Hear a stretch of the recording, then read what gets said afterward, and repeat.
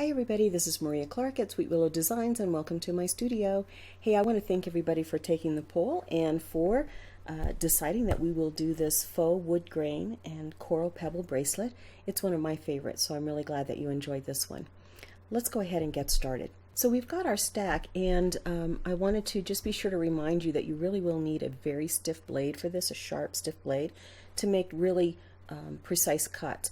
And I'm doing probably, oh gosh, it's maybe even just a 1/16 of an inch. Don't worry over much if they're not perfect, but try to get them as even as you reasonably can.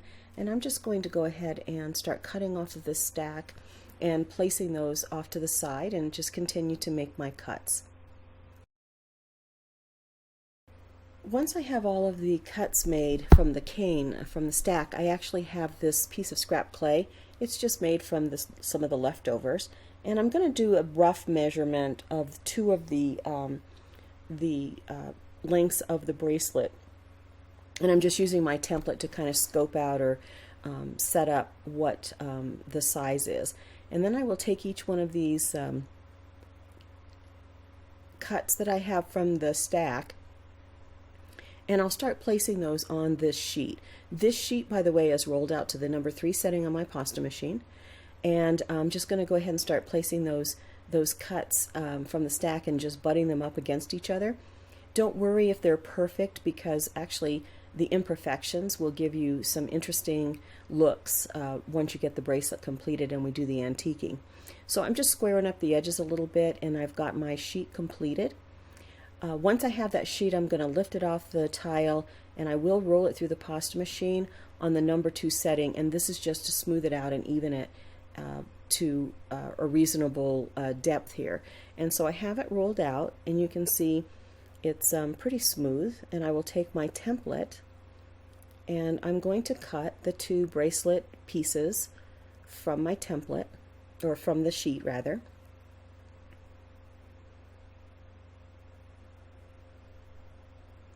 Once I get those cut, I'm going to save all of the scraps that I have from any of the work that I do, because I'll use those scraps a little bit later when we actually start to sculpt. Now at this point, I'm not going to go through all of the steps for making the cuff bracelet. I'm going to refer you back to the Polymer clay workbench where we actually did it and showed you the technique for making the cuff. So you'll want to take a pause here and actually use the sheet that you just created and make the cuff using that previous video. Let me know how you think that works. It was adding too much time, I thought, to the overall length of this video to repeat that tutorial. So I'm just going to refer you back to that. But if it doesn't work, let me know, and we'll see what we can do to improve that. So I've got my bracelet form. I've gone through the same tutorial, and I'm just sort of squaring up the edges a little bit and perfecting the shape. Before we get started on the sculpting, I'm going to let that rest. I may even put it in the freezer for a little bit, just so that I have a fairly firm surface. As you work with the clay, it gets really soft, so you want to make sure it's firm enough. So here it is, and I think we're ready to go. I have all of these scraps here out on the table. There's the little pebble that I'm going to use, and I'm going to just take a little bit of super glue. This is not meant to hold this permanently. It's only meant to temporarily attach it to the bracelet so that I can do the sculpting around it. Once I've cured it, you'll see that I'll use another type of glue to make sure that it's permanently adhered. But right now I'm just using a teeny little bit of super glue to keep a light contact on that bracelet. I've got my teardrop cutters, and I've got 3 sizes of teardrop cutters. I've got my needle tool, my craft knife, and my clay blade. So I mentioned that I have all these scraps out on my table, so I saved all the scraps as I was making the bracelet. And I'm going to go ahead and take one of those scraps and roll a thin snake. And once I get that snake rolled out, you don't have to be overly precise on it, unrolling it, but you want to keep it fairly thin. You'll see that I'm going to go ahead and place it around the center stone. I am not butting it up against the stone. I'm actually leaving a gap, because what this is going to do is form a little bit of a base for the flower. So I'll put it the snake all the way around, and then I'll just cut off any excess, smooth it out just a little teeny bit,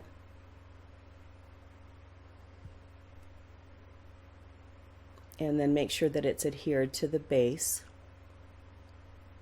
And then I'll set that aside for just a moment. So you can see what I'm doing here is I'm building up this main flower, the petals of this flower, and I'm using that little snake of clay to give me a little bit of a rounded look to the flower petals. I'm cutting out, I'm using the largest of the cutters, and I'm cutting out 4 of the large petals and then 4 of the medium-sized petals. I'm using a piece of plastic wrap so I can bevel the edge a little bit of these petals. You don't have to do that. You can do it without the plastic wrap if you like. And then I'm going to take those 4 largest petals and I'm going to line them up.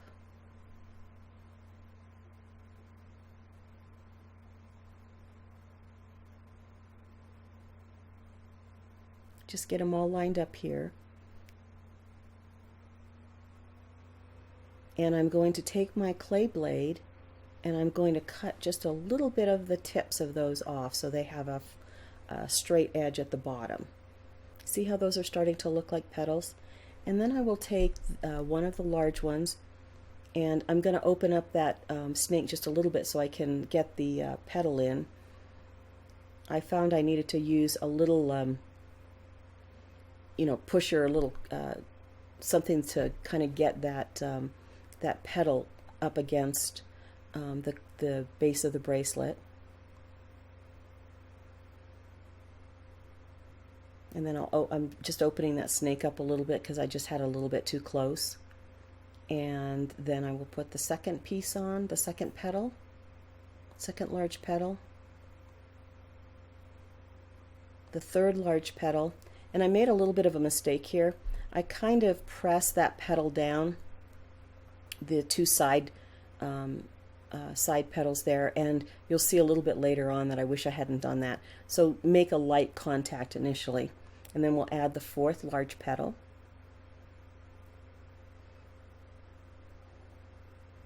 And those are placed as symmetrical as you can around the circle, evenly spaced.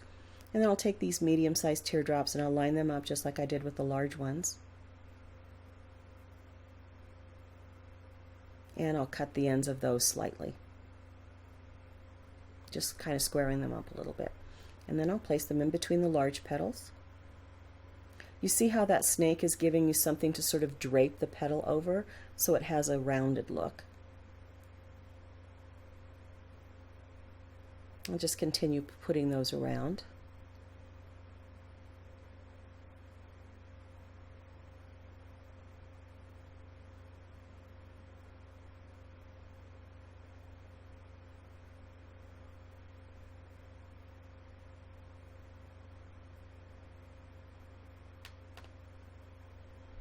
Great. I've got all of those placed. I'm just using my rubber tipped tool to make sure that I can get them up against the base of the clay. You can see this is where I made the little mistake, so I'm kind of lifting up those 2 pieces right there. Okay, so here's what the bracelet looks like, my original. And now I'm going to do the 2 swirls on each side, and I'm taking again some scrap clay, and I'll just roll that up.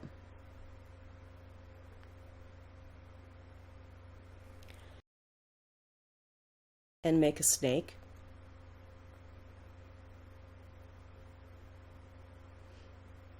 These snakes are maybe about 1/16 of an inch. They're not very wide. And I will make 2 of those.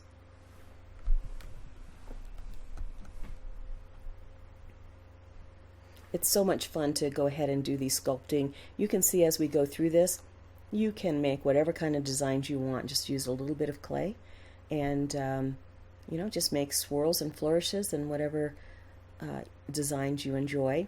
So I've got these 2 snakes and I'm just doing them side by side so I make sure that they're roughly the same size and the same length. When you use the scraps from your stack, you'll see that you get the nice striations in all parts of your the clay that you're going to use for sculpting. And so I'm going to take the bracelet, and there I'm just showing you how the swirl goes a little bit, and I'm going to place the top of this snake under that large petal just to anchor it. I'll get that in there, and then I'm able to press the clay down. And I'm going to make my top loop. You could do whatever kind of design you like with this. You don't have to do this particular one. And I will then just, with my fingers, kind of lightly drape it and curve it like a vine. It's like a vine or a stem. And I'll go ahead and put that all the way down the side of the bracelet, and at the end I'll just put a little bit of a curl there, and then just refine the shape till you get it how you would like it.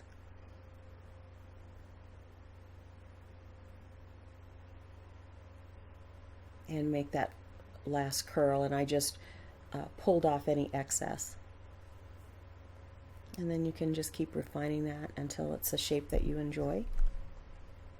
Use my needle tool just to get that a little bit better shaped. There, and there's my vine. So we'll go ahead and do exactly the same thing on the other side. You don't have to worry about them being exact, but they should be similar in terms of you know, the shape and the sort of flow of that particular vine. I'll just pull off the end there and curve it around. Yeah. Great. Now that I've got the two vines on, I'm going to take the remainder of my scrap clay and use a little bit of plastic wrap again and the smallest cutter, and I'm going to cut out a bunch of these little leaves, and I put about 10 on each side, so it gives you a sense. And I'm just going to go ahead and place those around, you know, next to the vine, just so I get a nice pleasant shape. And just go ahead and press those on. And I had already put them on the other side, so I had 10 on each side.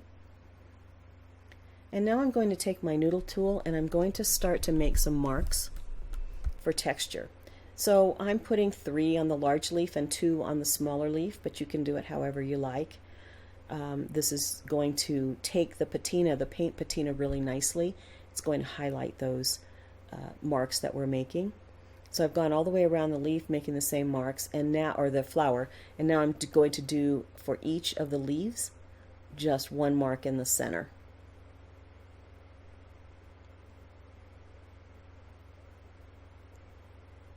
And I've gone all the way around and done that. And now I'll just take my noodle tool and I'm going to poke little wormholes in a variety of places on this bracelet. And just whatever, as many as you want. There's no rhyme or reason to it. Just whatever's looks interesting to you. And then I'll go down sort of close to the vine and put in a few more little wormholes.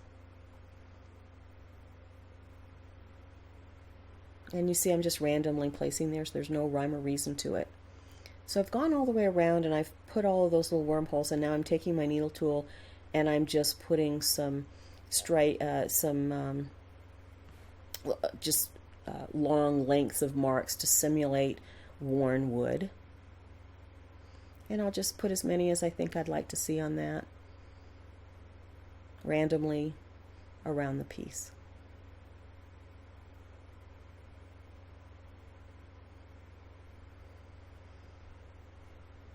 Okay, and there you go.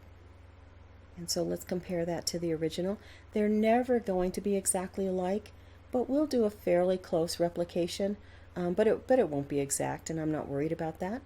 So before I get this into the oven, I'm going to refine it, make sure the shape is good. I'm just pinching the top just to make sure that I get the shape back here and the edges are squared up a little bit.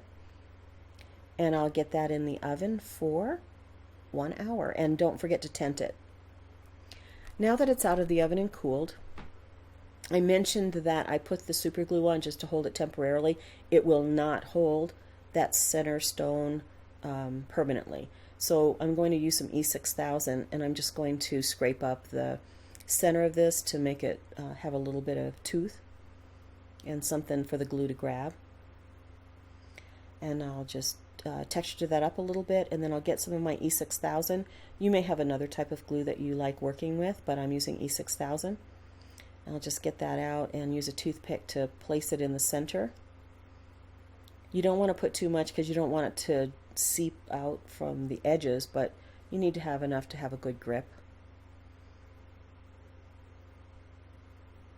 And I'll get that glue placed, and then I will place my stone. And you'll notice that because we baked this bracelet with the stone, it just naturally gravitates to the right place. And I've got a little clip here. You don't have to do this, but you can use a little clip to hold that until the glue dries. Once that glue is dry, we'll come back and we will do the final step of adding the patina. Okay, that's dried for a good amount of time.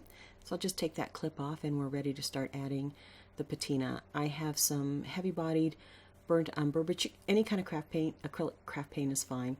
And I've got a stiff brush, and I'm just going to go ahead and start applying that burnt umber paint. You don't want to do an over heavy coat. And then I'm just taking a paper towel immediately, almost immediately, and wiping off the excess. This is a damp paper towel. It's not soppy wet, but it is damp. And I'll take off most of that. I'll just continue to add it to the front, making sure that I've got it in all the little crevices. And then I'll do the same thing with the paper towel and just try to get as much of that off as I can.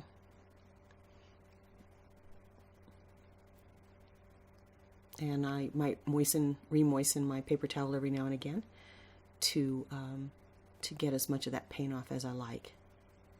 And there you have it. We're done. And that's the bracelet. I think it looks pretty good. I noticed it's a little bit darker than my original piece, but I think it looks good, and we can adjust the colors of the clay or how many layers of clay we have in order to get the exact color that we were looking for.